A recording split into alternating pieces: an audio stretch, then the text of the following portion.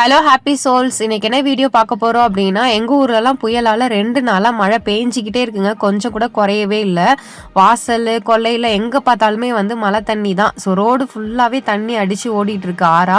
So என்ன தான் மழை பெஞ்சாலும் சாப்பாட்டுக்கு நம்ம குறைய வைக்கிறது இல்லைங்கிற மாதிரி இன்றைக்கி நம்ம சிக்கன் பிரியாணி தான் ரெடி பண்ண போகிறோம். பகல் 5 மணிக்கே பார்த்திங்கன்னா அவ்வளோ இருட்டாக 10 மணி போல் இருக்குது. ஸோ வாங்க வீடியோக்குள்ளே போகலாம். எப்படி சிக்கன் பிரியாணி செய்யலான்னு பார்க்கலாம். ஸோ டவரால் எண்ணெய் ஊற்றிட்டு பட்டை கிராம்பு ஏலக்காய் ஹோல் ஸ்பைசஸ் போட்டுட்டு அது பொரிஞ்சதுக்கு அப்புறமா கொஞ்சமாக வெங்காயத்தை ஆட் பண்ணிக்கிறோம். வெங்காயம் தாங்க பிரியாணிக்கு முக்கியமே. ஸோ நல்லா வெங்காயத்தை நல்லா வதக்கிக்கோங்க. அதுக்குள்ளே சிக்கனுக்கு மசாலா போட்டு ரெடி பண்ணி வச்சிடலாம். ஸோ சிக்கனுக்கு கொஞ்சமாக மஞ்சத்தூள், காரத்தூள், கரம் மசாலா, சிக்கனுக்கு தேவையான அளவுக்கு சால்ட்டு, தயிர், ஸோ இதெல்லாம் மிக்ஸ் பண்ணி நான் முன்னாடியே வச்சுட்டேன். இது நல்லா ஒரு அரை மணி நேரம் அளவுக்கு நல்லா ஃப்ரிட்ஜில் எடுத்து வச்சு நல்லா ஊற வச்சுட்டிங்க அப்படின்னா சிக்கனில் மசாலா எல்லாமே பிடிச்சிரும்.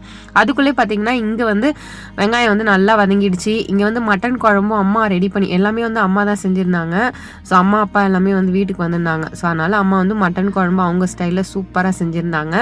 இங்கே நல்லா வெங்காயம் நல்லா வதங்கிடுச்சு பாருங்கள். ஸோ நல்லா வெங்காயம் வதங்கினதுக்கப்புறம் புதினா, கொத்தமல்லி, நம்ம தக்காளி, பச்சை மிளகாய் எடுத்து வச்சுருக்கோம் இல்லையா, ஸோ அது எல்லாத்தையுமே நல்லா ஆட் பண்ணி நல்லா வதங்கணும். அதுக்கப்புறம் இஞ்சி பூண்டு பேஸ்ட் அரைச்சி வச்சுருக்கோம் இல்லையா பிரியாணிக்கு, அதையுமே ஆட் பண்ணிவிட்டு நல்லா வதக்கிக்கோங்க. நல்லா இதை நல்லா எண்ணெய் பிரிஞ்சு இந்த அளவுக்கு வர வரைக்கும் நல்லா வதக்கிக்கிட்டு அதுக்கப்புறம் நம்ம ஊற வச்சுருக்கோம் இல்லையா சிக்கன் பீசஸ் மசாலா போட்டு அதை ஆட் பண்ணிக்கோங்க.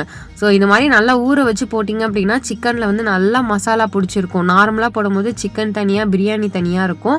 ஸோ இதை ட்ரை பண்ணி பாருங்கள். கண்டிப்பாக உண்மையிலே அவ்வளோ டேஸ்ட்டாக இருந்துச்சு. சிக்கனில் உள்ள பீஸ் கூட சாப்பிட்றதுக்கு அவ்வளோ சூப்பராக இருந்துச்சு.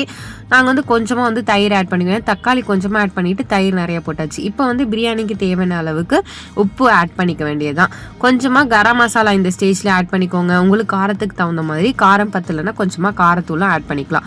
ஸோ இப்போ சிக்கன் ஒரு 60% அளவுக்கு நல்லா வெந்து வந்துடும் பாருங்கள். அந்த ஸ்டேஜில் 1 டம்ளர் பாஸ்மதி ரைஸ்க்கு 1.5 டம்ளர் அளவுக்கு தண்ணிங்கிற ரேஷியோவில் நீங்கள் தண்ணி ஆட் பண்ணிக்கலாம். நல்லா தண்ணி நல்லா கொதிச்சு வரணும் பாருங்கள். ஸோ எல்லாத்தையுமே நல்லா மிக்ஸ் பண்ணி கொடுத்துட்டு நல்லா தண்ணி இந்த அளவுக்கு கொதிச்சு வருது பாருங்கள். ஸோ நடுவில் இந்த மாதிரி தண்ணி கொதிச்சு வந்துச்சுன்னா உப்பு, சால்ட்டு, காரம் எல்லாமே கரெக்டான அளவில் இருக்குன்னு அர்த்தம். நாங்கள் ரைஸை ஆட் பண்ணிவிட்டு மூடி வச்சாச்சு. ஸோ ரைஸும் தண்ணியும் ஒரே அளவுக்கு வந்ததுக்கப்புறமா நம்ம தம் போட வேண்டியதான்.